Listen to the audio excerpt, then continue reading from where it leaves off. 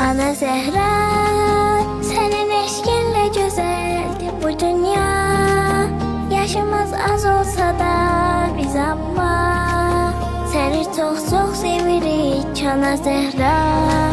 Bir dəfə gülsən, necə xoşbəxt olarıq bunu bir bilsən.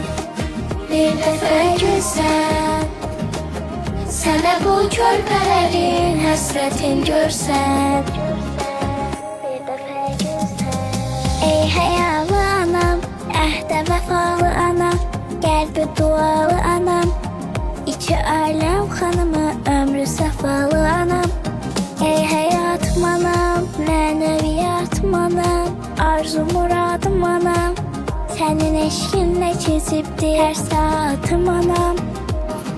Dünyanın en yaxşı anası, seni çok sevirik, seni çok sevirik, seni çok sevirik. Dünyanın en yaxşı anası, seni çok sevirik, seni çok sevirik, seni çok sevirik.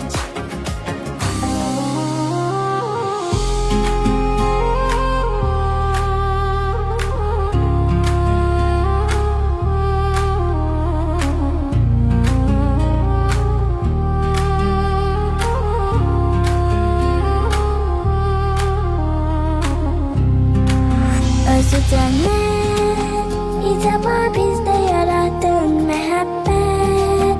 Seni sevmek özü de bir saadet. Ne güzel duygudu bu, ne feharet. Büyük bir gün olarıq senin kimi biz de sehavetli. Büyük bir gün olaq insanlara diqqətli, nəzakətli. Bir dəfə gülsən, necə xoşbəxt olarıq bunu bir bilsən.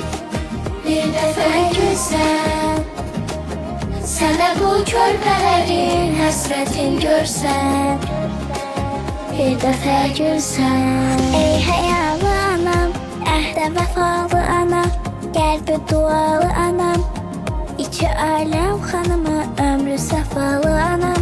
Dünyanın en yaxşı anası, seni çok sevirik, seni çok sevirik, seni çok sevirik. Dünyanın en yaxşı anası, seni çok sevirik, seni çok sevirik, seni çok sevirik.